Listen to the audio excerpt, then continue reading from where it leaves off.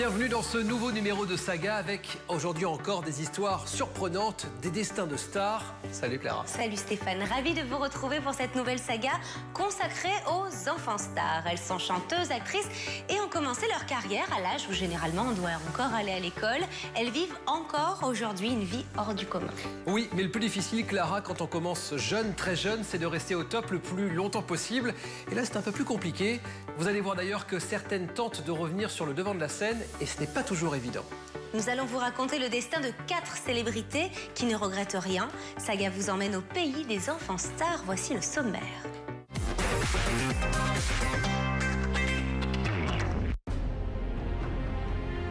À 15 ans, son taxi a embarqué l'Hexagone. Vanessa était déjà un ovni, de ces stars qui marquent leur temps.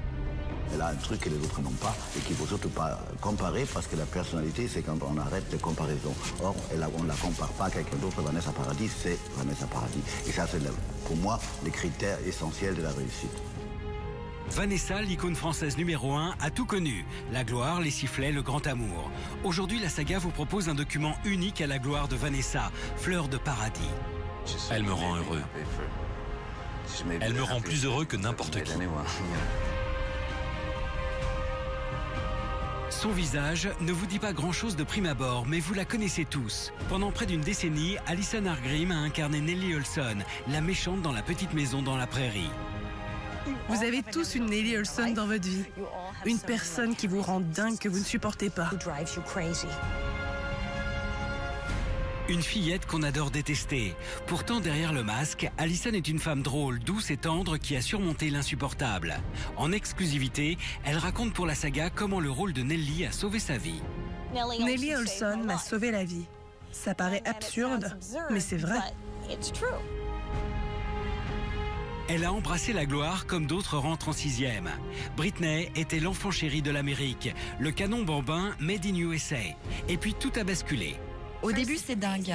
Les premières années, tu te dis que tu es une star. Les premières fois qu'on te demande un autographe, tu planes. Je suis célèbre.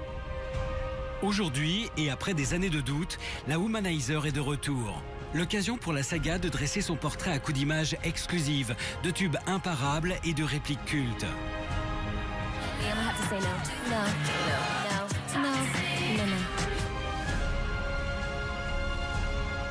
Priscilla fait partie des enfants stars français qui n'ont pas sombré avec leur single, bien que leur jeunesse fût vraiment différente. J'étais un peu le petit bébé, mais un bébé avec quand même pas mal d'énergie. En 2013, Priscilla devient femme, la muse de Benjamin Biolay. Pour la saga, ses proches ont accepté de revenir sur son parcours et de raconter la formidable histoire d'une gamine en passe de réaliser ses rêves. Pour moi, c'est une évidence que la petite Priscilla est devenue grande et elle va le faire savoir très vite, quoi.